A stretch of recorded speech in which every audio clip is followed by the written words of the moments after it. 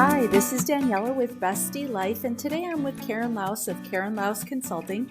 She's a communication expert who helps women speak with clarity and confidence and credibility through finding their voice. I'm so excited for you to meet her and hear her story. Hi, this is Daniela with Bestie Life.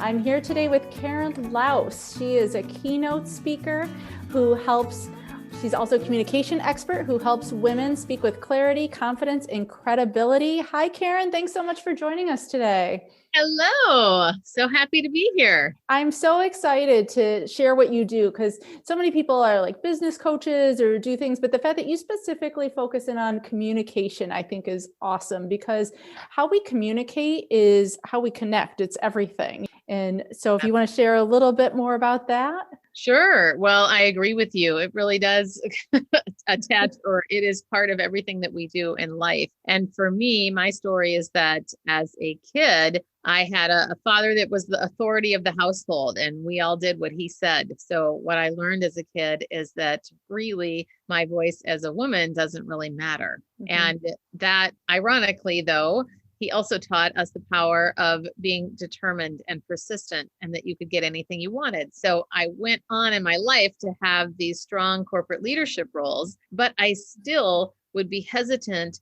at times to speak up. Right. And as a result of that, I realized, I've got to get to town here and start figuring out what the root of my issues are, and really went to work on that, such that once I realized the freedom of truly finding your voice, and what I mean by that when I say finding your voice is being as confident on the inside as you are on the outside, and not being hindered by what other people are going to think of you, or the self-doubt that plagues so many of us as women. So It wasn't even that long ago. It was just a few years ago that I really found my voice and went, oh my gosh, I want to help other women do the same. So I'm sure just growing up with that mixed message, it was hard to let go of your dad's voice in your head. Right, exactly. Well, and it's funny because he never said anything about it, but it was the message very much modeled to me that my mom pretty much did what he said, and he called the shots in the household. So interestingly enough, he always encouraged me to speak up,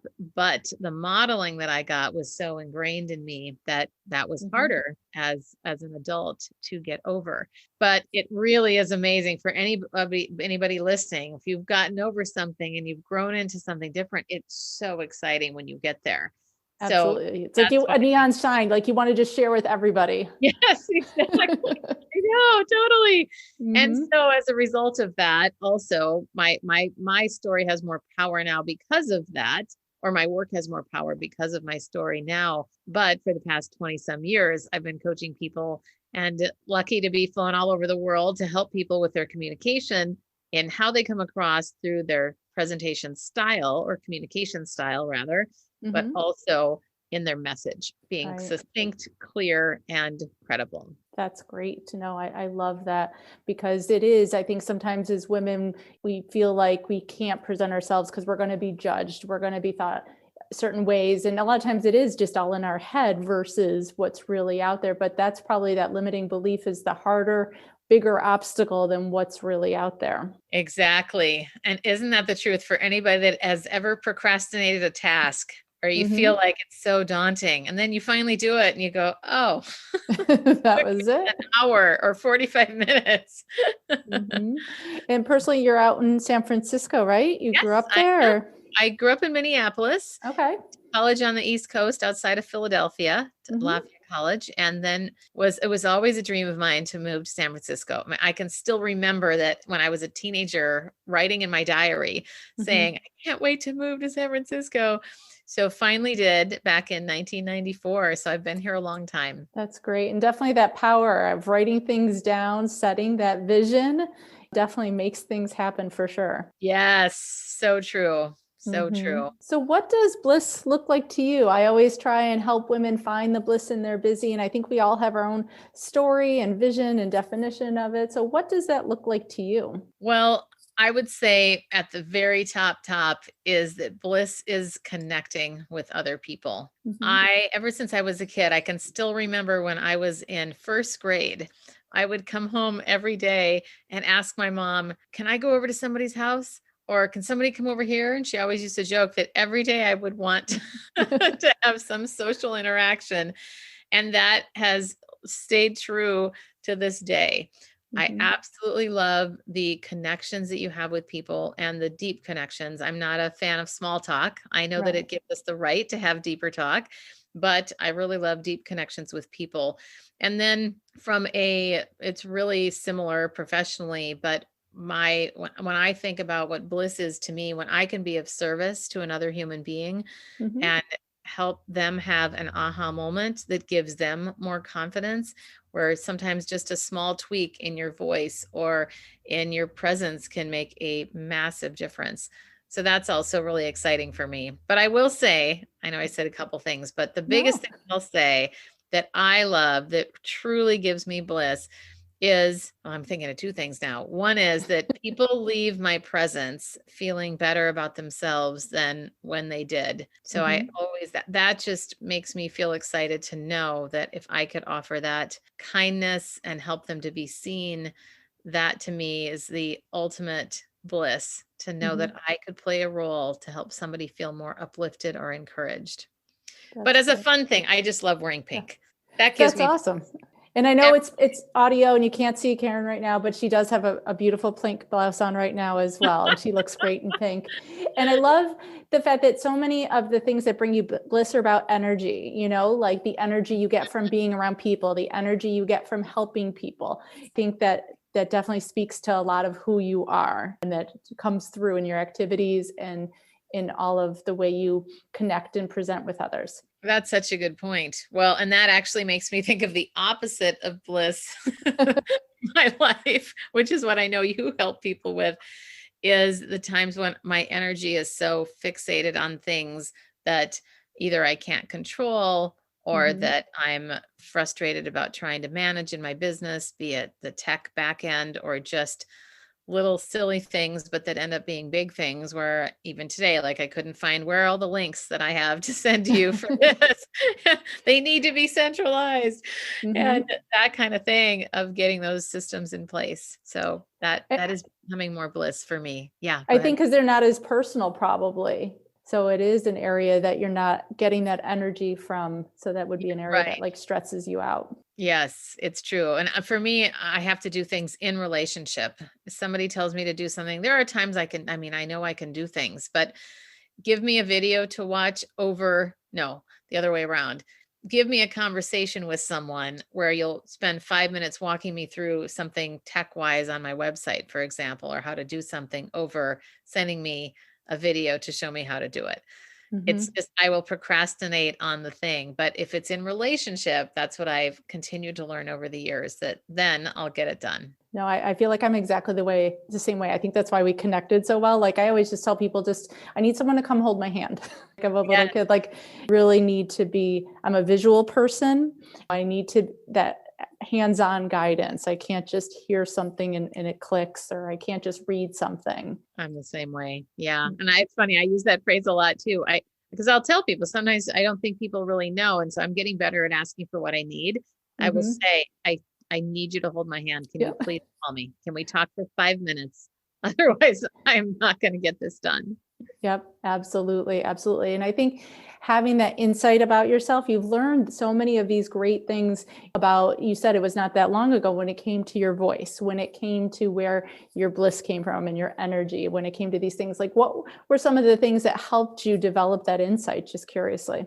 Oh, well, I'm laughing as I think I'm hesitating because I forget that my personal growth has been so ingrained in my life. So Mhm. ever since I was a kid, I was fascinated with why people do the things that they do. And I remember at that time when I was in college, people were saying, why are you getting a psych degree? Do you want to be a therapist? And I had Mhm. no interest in being a therapist.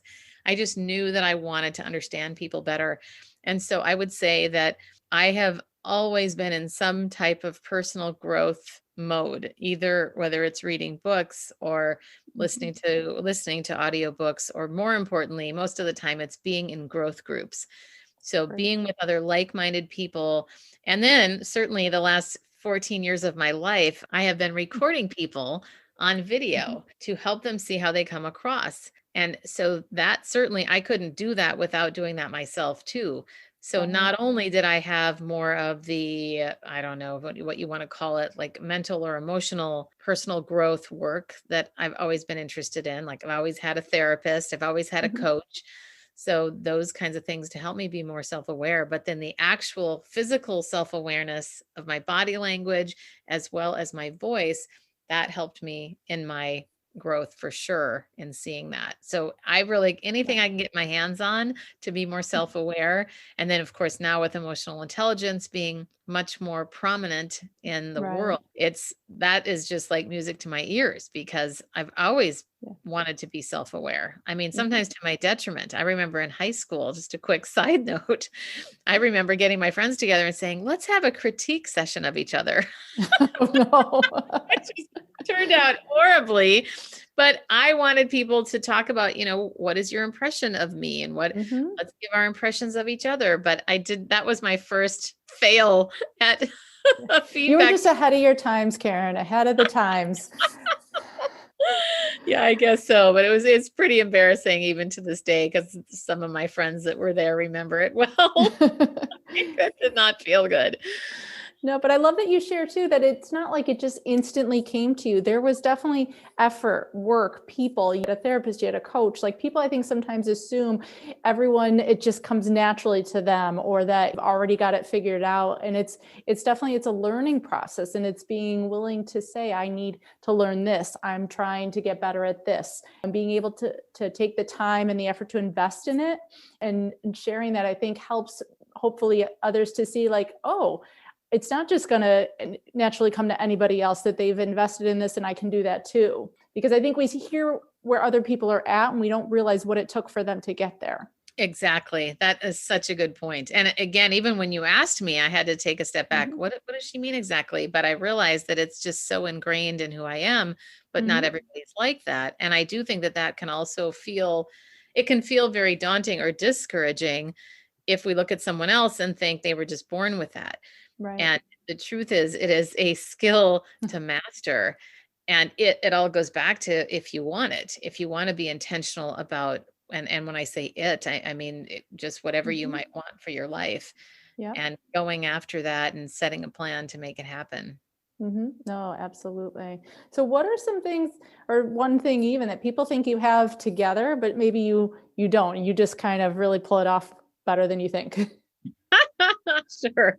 Well, it's funny. I am not a planner, but I have to be in the world that I live in. And as a facilitator, I'm very by the book when it comes to making sure that I honor people's time and making sure everybody's included. If I'm facilitating an offsite corporate retreat or I'm doing a keynote, I am not going to be that speaker that just keeps talking and goes over time. Mhm. So that's important to me because I care about people and doing a good job. And so that's where I've been more confined with time. But just as an example, I would much rather just get up and spontaneously decide what I want to do that day.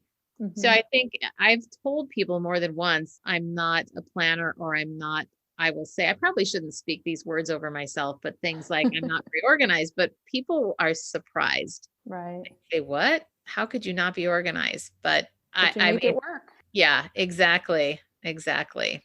So for someone else who thinks they're not organized, what is the one tool that you would say helps you pull it off? Is it a digital? Is it a calendar? Is it a reminder? Is it what would be the one thing that kind of helps your day go smoothly? I use timers a lot. Okay. I'm a deadline person. So, for example, setting a timer and like for 15 minutes, especially on tasks that I procrastinate. So, this is Mhm. my best tip for people that are procrastinating on something. Set a timer and allow yourself to do it, or not allow yourself, more importantly, to quit after that 15 minutes if you want and come back to it later. But I have found almost 100% of the time that if I set a timer, I do this frankly with little things like cleaning my house. Mhm. Okay, how quickly can I do this? What can I get done in 15 minutes? And then usually by the 15 minutes, I'm excited and then I'll do another 15 minutes. But I like to keep things boxed into time because otherwise it feels very overwhelming. It kind of reminds me actually, are we going to say something? Nope. Nope, keep going.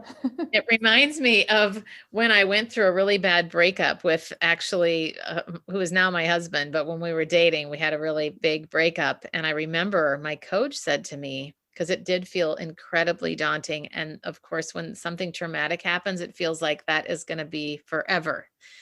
And Mhm. she said the most powerful question to me. She said, "How long do you think that this is going to go on? Just give me a time frame. Like, but by when do you think it might even be a little bit better?" And I said, "Well, I hope to God in 6 months it's going to be better."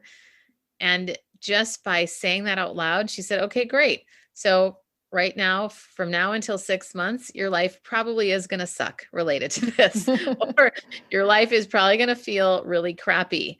But know that there is an end point, or in 6 months, at least you know that it's probably going to be a little better than it is now." So Mhm. that's very similar to how I feel about even a 15-minute timer, that it might feel awful to have to do that task. But I have just in the last 2 weeks, I did this with things that I put off for months. And each Yeah. time it only took me up to an hour and a half each time. That's fantastic. No, I love that you said that. And this was unprompted, people, because that is something that I always encourage is, start with 5 minutes a day, even 10 minutes a day, whether it's setting a timer to pick up a couple things around your house, set a timer to breathe for a couple times a day, or to remind yourself to have water. I think that use of timers can help us not be our own worst enemy when it comes to being distracted, procrastinating, shiny object, all those things that our brain says. It's like we can do anything for 10 minutes, just about. Exactly. Mhm. Except for a plank. Oh, I was thinking the exact same thing. Like, those Yeah. trainers that say, Yeah. "You can do anything for 30 seconds." And I'm I know. thinking, this No, is killing me right now. Mhm. Maybe I can, but do I want to? What would you do if you knew you couldn't fail? Oh gosh, it's my dream still today is to be speaking in stages of, well, really stadium crowds. I want to be speaking to thousands of people on a stage and have it be effortless. I'm not fearful about the speaking, but it's Mhm. all the effort of things that it takes to get there. And I also want to clarify, because I don't want to sound like somebody who like just wants to hear myself talk.